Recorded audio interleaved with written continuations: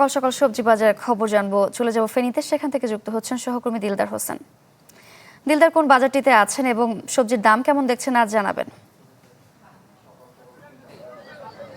সারিকা, আমি এখন রয়েছি ফেনী শহরের দাউদপুর খাজা আহমদ পৌর তরকারি আড়ত। এখানে কাকডা খাবার থেকে শুরু করে দিনভর বেচা কিনা চলে। এটা একটি পাইকারি আড়ত। এখান থেকে পুরো জেলা সহ আশপাশের এলাকাগুলোতে বাজারগুলোতে এখান থেকে সবজি ক্রয় করে তারা বিক্রি করে থাকেন। আমরা আজকে যেটা খবর নিয়ে জেনেছি, আলু বিক্রি করছেন তারা 18 থেকে 20 টাকা কেজি। 3 ধরনের আলু রয়েছে। কাঁকরোল বিক্রি করছেন 40 টাকা।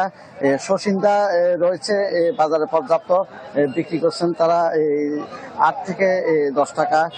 এবং পাশাপাশি তারা ভেন্ডি বিক্রি করছেন 30 টাকা। কাঁচামরিচ রয়েছে, কাঁচামরিচ গত কদিন আগেও একটু দাম বেশি ছিল, আজকে 40 টাকা করে বিক্রি করছেন।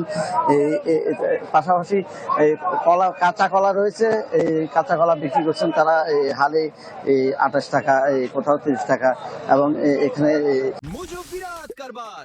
মোজো 1 লিটার ও 2 লিটার কিনে তুমিও জিতে নিতে পারো ফ্যামিলি কার, স্পোর্টস বাইক, টিভি, আইফোন ছাড়াও থাকছে লক্ষ লক্ষ নিশ্চিত গিফট।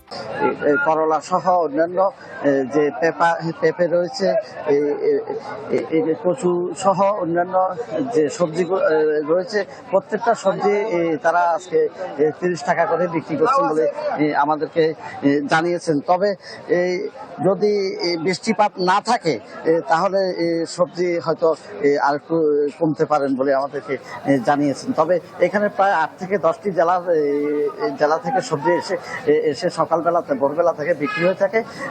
তবে এখান থেকে দিলদার, ধন্যবাদ আপনাকে।